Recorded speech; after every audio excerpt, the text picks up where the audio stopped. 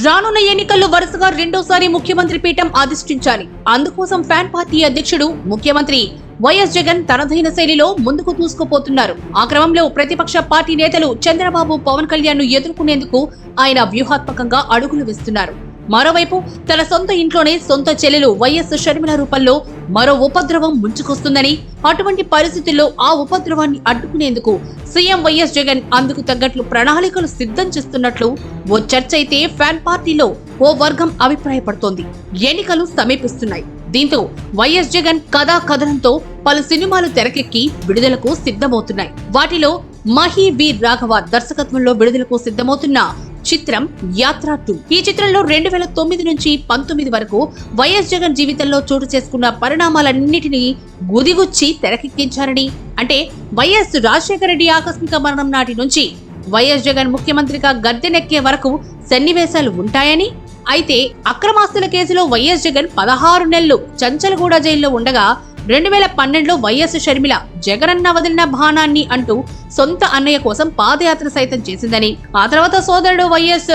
జగన్ అడుగులో అడుగేసి మరీ ఆమె నడిచిందని, వైఎస్ జగన్ పార్టీ అధికారంలోకి వచ్చిందంటే అందులో వైఎస్ షర్మిలది అత్యంత కీలక పాత్రని, అయితే యాత్ర 2లో ఆమె పాత్రను చాలా అద్భుతంగా తీర్చిదిద్ది తెరకెక్కించారని, కానీ చిత్రంలో ఆమె నటించిన సన్నివేశాలు పూర్తిగా తొలగించాలంటూ ఇప్పటికే ఆ చిత్ర యూనిట్ కు ఫ్యాన్ పార్టీలోని పెద్ద తలకాయల నుంచి స్పష్టమైన ఆదేశాలు వెళ్లాయని సదరు వర్గం పేర్కొంటోంది. మరోవైపు వైఎస్ షర్మిల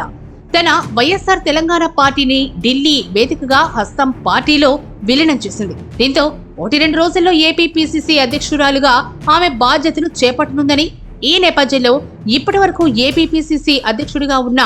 గిడుగు రుద్రరాజు తన పదవికి సైతం రాజీనామా చేశారని, దాంతో ఇకపై ఏపీ రాజకీయాల్లో వైఎస్ షర్మిల చాలా చురుకైన పాత్ర పోషించేందుకు సిద్ధంగా ఉన్నారని, అలాంటి వేళ ఆమె ఏపీలో రాజకీయం చేస్తే జగన్ పార్టీలో ఉన్న అసంతృప్తి జీవులందరూ చలో కాంగ్రెస్ పార్టీ అంటూ జగనన్న వదిలిన మాజీ బాణం వైపు లగెత్తే అవకాశం ఉందని వైఎస్ జగన్ అనుకో ముందే ఊహించారని, అదే కాక యాత్ర 2లో వైఎస్ షర్మిల పాత్ర చూస్తే జగనన్నను గద్దెనెక్కించడం కోసం ఆమె పడిన వేదన, ఆ వేదన అంతా ఇంతా కాదని ఆ సినిమా చూస్తే ఇట్టే అర్థమైపోతుందని, దీంతో అంతా ఆమె వైపు మరలితే అసలుకే మోసం వచ్చే పరిస్థితి ఉందని జగన్ అనుకో భావించిందని, ఆ క్రమంలో యాత్ర 2 చిత్రం తాలూకా రీల్ బాక్స్ ను